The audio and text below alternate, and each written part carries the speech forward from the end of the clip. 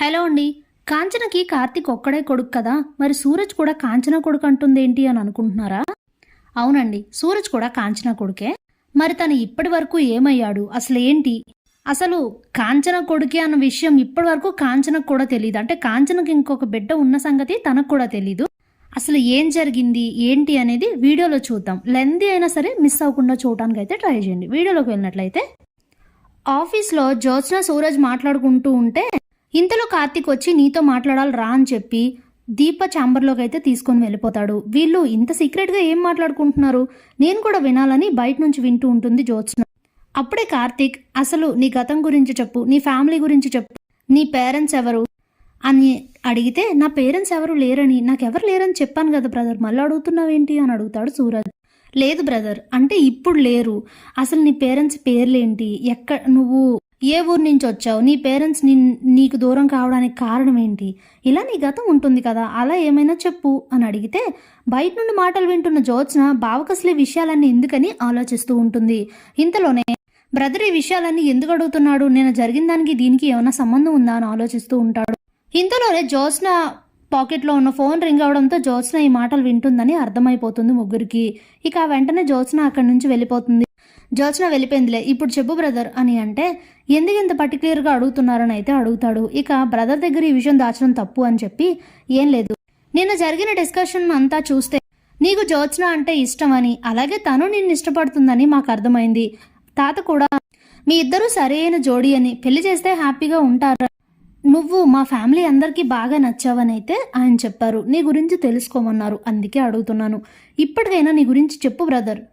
మా అమ్మాయిని నీకు ఇవ్వాలి అంటే నీ గురించి మాకు తెలియకుండా ఎలా అని అడిగితే, సరే బ్రదర్, నువ్వు చెప్పింది నిజమే, నాకు జ్యోత్స్న అంటే ఇష్టమే, చెప్తానైతే, కానీ ఇప్పుడు కాదు, ఈవినింగ్ ఇంటికి వెళ్ళాక అందరికీ ఒకేసారి చెప్తాను. నేను నీకు చెప్పి నువ్వు చైర్మన్ గారికి చెప్పి అదంతా ఎందుకు, ఒకేసారి చెప్తానని చెప్తే ఓకే అని చెప్తారు. కార్తీక్ అక్కడి నుంచి వెళ్ళిపోయి ఎవరు వర్క్ అయితే వాళ్ళు చేసుకుంటూ ఉంటారు. ఇంతలో ఈవినింగ్ అవుతుంది. శివనారాయణ ఇంట్లో అందరూ గ్యాదర్ అవుతారు. ఇంతలోనే సుమిత్రను చూడాలనిపించి కాంచన కూడా శివనారాయణ ఇంటికైతే అనసూయను తీసుకుని వస్తుంది. శ్రీధర్ దశరథ్ ఇద్దరు కూడా హాస్పిటల్కి వెళ్ళి శ్రీధర్ హెల్త్ చెక్ చేయించుకొని ఇంటికి వస్తారు. ఇక ఓవరాల్గా అందరూ అయితే గ్యాదర్ అవుతారు. అప్పుడే ఆఫీస్ నుంచి వచ్చి కాఫీ తాగిన తర్వాత, బ్రదర్ నీ గురించి చెప్తానన్నావు, మేమందరం వెయిట్ చేస్తున్నాం అని చెప్తే, అలాగే చెప్తాను, ఇందులో దాచిపెట్టడానికి ఏమీ లేదు, కాకపోతే నా గతం గురించి ఎందుకులే అని మీ ఎవరికీ చెప్పలేదు, ఇప్పుడు చెప్తా వినండి అయితే అని చెప్పి ఇక అయితే మొదలు పెడతాడు. నాకు 10 ఏళ్ళ ఏజ్ వచ్చేంత వరకు కూడా నేను నా పేరెంట్స్ దగ్గర చాలా హ్యాపీగా ఉన్నాను. వాళ్ళు నన్ను చాలా ప్రేమగా చూశారు. కానీ 10 ఏళ్ళ తర్వాత, అంటే నాకు 10 ఇయర్స్ వచ్చిన తర్వాత వాళ్ళకి ఒక బాబు పుట్టాడు. ఆ తర్వాత అక్కడి నుంచి అన్ని మార్పులు మొదలయ్యాయి. మా అమ్మ నన్ను సరిగ్గా చూసేది కాదు, సరిగ్గా నాతో ఉండేది కాదు. అప్పటి వరకు అంతకు ముందంతా స్కూల్ నుంచి తనే తీసుకొచ్చేది, తనే భోజనం పెట్టేది, తనే ప్రేమగా చూసేది, తనే హోంవర్క్స్ చేయించేది, అలా ప్రతిదీ నాకు సంబంధించిన ప్రతిదీ తనే చేస్తూ ఎంతో ప్రేమగా చూసే మా అమ్మ ఒక్కసారిగా తనకి బాబు పుట్టేసరికి మారిపోయింది. అసలు నాతో సరిగ్గా మాట్లాడేది కాదు, నేను వెళ్ళి మాట్లాడినా కసిరేసేది, ఇంకా నాకు సరిగ్గా ఫుడ్ కూడా పెట్టేది కాదు. అంతా మార్పు వచ్చేసరికి ఏంటి, ఎందుకింత మార్పు, ఎందుకు నాతో ఇలా ఉంటున్నారు అని చెప్పి నేను వెళ్ళి మా నాన్న అడిగా. అప్పుడు ఆయన ఒక నిజాన్ని అయితే చెప్పారు. అయితే ఇలా ఎందుకు అమ్మ ఇలా ఉంటుందని నేను బాధపడుతూ ఏడుస్తూ అడిగితే మా నాన్న అయితే నాకు నా గతం నిజం చెప్పారు. వాళ్ళకి పెళ్ళైన 10 సంవత్సరాలకి మా అమ్మకి ప్రెగ్నెన్సీ వచ్చిందంట. 10 సంవత్సరాలు బిడ్డ కోసం ఎంతో ఆశగా ఎదురు చూస్తున్న మా అమ్మ పురుడు పోసుకోగానే ఆ బిడ్డ పురిటిలోనే చనిపోయిందంట.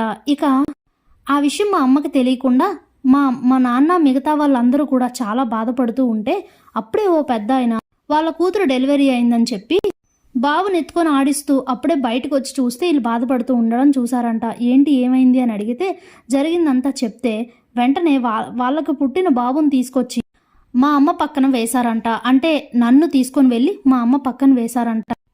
అప్పుడు మా అమ్మ తేరుకున్న తర్వాత నేనే తన సొంత బిడ్డను అనుకుందంట. కొన్నాళ్ళ తర్వాత మా నాన్న నిజం చెప్పారంట. ఇక అయినా కూడా మా అమ్మ ఎలాంటి మార్పు లేకుండా చాలా ప్రేమగా నన్ను చూసింది. కానీ ఇప్పుడు ఈ 10 ఏళ్ల తర్వాత ఆవిడ కడుపు పండి తనకి కన్న బిడ్డ వచ్చేసరికి నన్ను అవసరం లేదనుకుంటుంది. అందుకే నన్ను దూరం పెట్టడం మొదలు పెట్టింది అని మా నాన్న నాతో చెప్పారు. ఇవేం పట్టించుకోవద్దు, నేను మీ అమ్మకు నచ్చ చెప్తానని కూడా చెప్పారు. ఇక అలా 2 రోజులు చాలా బాధపడుతూ ఉండగా ఇలా గడుస్తూ ఉండగా మా అమ్మ నాన్న మాట్లాడుకోవడం విన్నాను. నేను నిద్రపోయాను అనుకోను మా అమ్మ మా నాన్ననైతే అడిగింది. మనకి కన్నబిడ్డ పుట్టాడు కదా, అలాంటప్పుడు వాడితో మనకు పనేంటి, వాడిని మనం ఎందుకు చూడాలి, పంపించేద్దామండి ఇంట్లో నుండి, మనకి అంతంత మాత్రమే కదా, మనమేం కోట్లాధిపతులం కాదు, తన్ని అలాగే మన బాబుని ఇద్దరిని పెంచడానికి పంపించేద్దామండి అని అంటే, అదేంటి అలా మాట్లాడుతున్నావు, ఇప్పటి వరకు కన్నబిడ్డ అనుకొని పెంచి ఇప్పుడేమో అలా చేయడం తప్పు కదా అని అంటే, తప్పొప్పుల గురించి అయితే నాకు తెలీదు, నాకు వాడిని చూడాలని లేదు, తన్ని చూస్తూ ఉంటే నా బిడ్డను నేను ప్రేమగా పెంచలేనేమో అని ఇలా అయితే మాట్లాడుకోవడం విన్నాను. ఇక ఆ మాటలు విన్న తర్వాత మా అమ్మకి ఇష్టం లేకుండా ఇంట్లో ఉండడం అనవసరం అనిపించింది. అందుకే అప్పటి వరకు ఉన్న నేను ఇక బయటకు వచ్చేసి నా చదువు నేను చదువుకుంటూ, నా కష్టాలు నేను పడుతూ, ఎన్నో ఇబ్బందులు ఎదుర్కొంటూ, ఎక్కడెక్కడో చిన్న చిన్న స్టాల్స్లో పని చేసుకుంటూ, ఓవైపు చదువుకుంటూ, మొత్తానికి యూనివర్సిటీ టాపర్ని అయ్యి ఈ పరిస్థితికి వచ్చాననైతే తన గతాన్ని చెప్తాడు. ఒక్కసారిగా ఆ గతం విన్న శివనారాయణ, శ్రీధర్ ఇద్దరు కూడా షాక్ అవుతారు. అప్పుడే శివనారాయణ అయితే నీ బర్త్డే ఎప్పుడు అని అయితే అడుగుతారు.